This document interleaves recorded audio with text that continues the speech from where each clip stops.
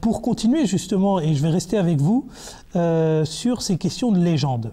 Alors, lorsque on lit par exemple Anne-Marie Delcambre, qui est quand même une fidèle opposante au saint prophète de l'islam, je ne sais pas, peut-être pour des raisons personnelles, c'est une fidèle opposante parce que dans tous ses livres, elle prend le soin de toujours placer quelque chose qui montre que...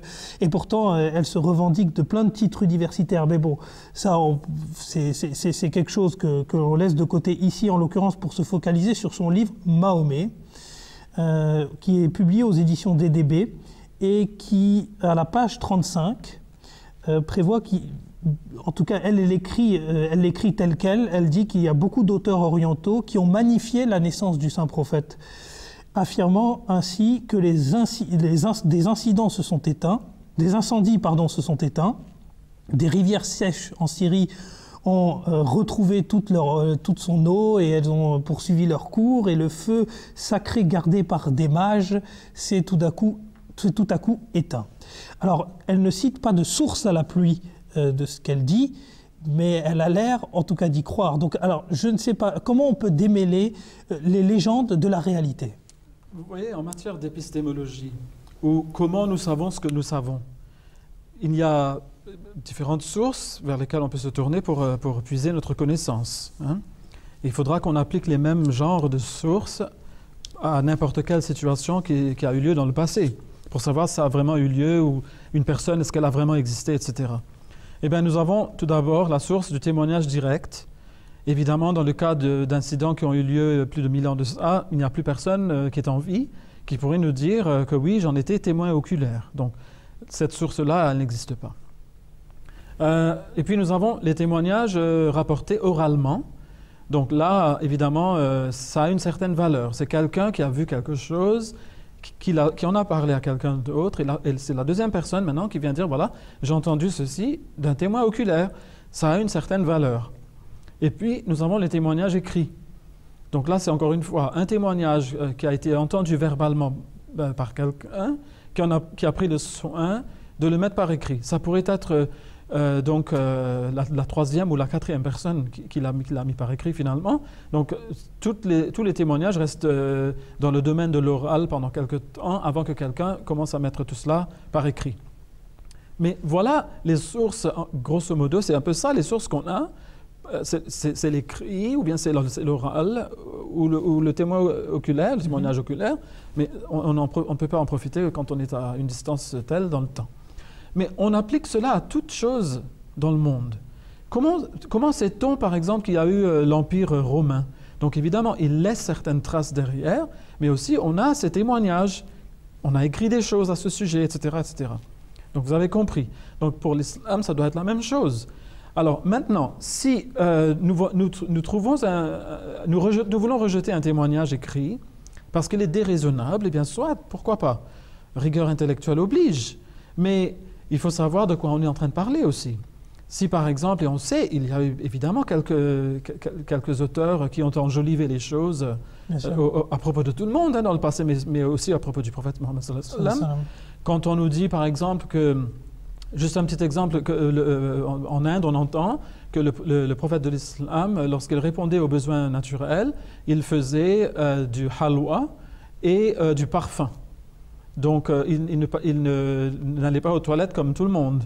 Mais lui, quand il allait aux toilettes, c'était du halwa et du parfum. Donc là, on sait tout de suite que là, tout ça, c'est complètement ridicule. Et les gens, ils vont vraiment dire n'importe quoi. Ouais. On n'a pas besoin d'être sorcier pour comprendre, ou scientifique pour comprendre que ces choses-là... relèvent de l'absurde. Voilà. En fait. Mais quand on est en train de... Mais justement, donc là, on voit que quand ce mouvement vient du côté... des orientalistes. Beaucoup d'entre eux sont chrétiens. Certains sont aussi athées, certains sont juifs.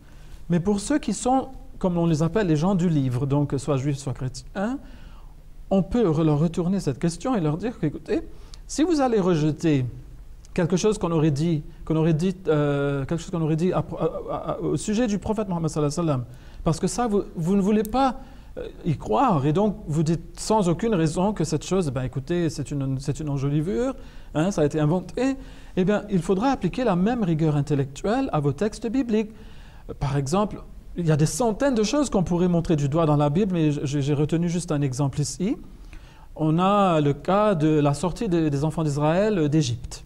Oui. Si on doit en croire la Bible, eh bien, on va voir que rien que les hommes, ils étaient au nombre de 600 000. Alors, on peut se dire que s'il y avait 600 000 hommes, il a bien dû y avoir au moins 3 millions d'enfants d'Israélites, si on va compter les femmes et les enfants, qui sont sortis d'Égypte. Maintenant, la question qui se pose, c'est que lorsque Moïse, que la paix soit sur lui, va s'adresser à tout ce beau monde, essayez un peu de parler à même 40 000 personnes, sans micro. Qui va vous entendre dans le fond? Mais ici, 3 millions de personnes l'entendent sans aucun problème. Alors là, on voit tout de suite que c'est une chose qui est à rejeter. C'est un récit qui ne peut être accepté selon les normes de la logique. Mais est-ce qu'on peut comparer ça à une rivière sèche qui se remet à couler? Ces choses-là, on les voit tous les ans en Afrique. On voit le même phénomène en Australie, les rivières qui s'assèchent complètement et qui sont des rivières saisonnières, donc des rivières qui recommencent à couler. Ou bien qui retrouvent une source d'eau subitement et elles se mettent à couler en permanence. Cela arrive, ce n'est pas du domaine de l'impossible. Et aussi que le feu des mages s'éteigne, je ne vois pas en quoi cela serait impossible. C'est pas exceptionnel, quoi. Non, ça ce n'est pas du tout exceptionnel. de Par contre, ces incidents peuvent être des signes pour ces peuples-là. Parce que des fois, Dieu il utilise des signes qui peuvent influencer les gens. Selon leur compréhension, selon leur degré de superstition, etc. Donc pour les mages, que leur feu s'éteigne, pour eux, ça doit être un très grand signe, qu'il y a quelque chose qui s'est produit pour que ceci arrive. Ils vont l'interpréter comme ça. Que ceux qu'ils croyaient auparavant, c'est éteint, désormais il y a une nouvelle chose. Oui, du moment qu'ils l'interprètent de la façon que Dieu le veut, Dieu peut tout aussi bien utiliser ce signe-là qu'un autre. Oui. Donc ça, ce n'est pas... Mais ce que je veux faire ressortir ici, c'est cette attitude chez certains orientalistes. Comme vous l'avez dit tout à l'heure, certains sont plus nuancés, mais l'attitude générale, c'est qu'on ne veut pas accepter qu'il y ait quoi que ce soit qui soit en faveur du prophète Mohammed, le prophète de l'islam.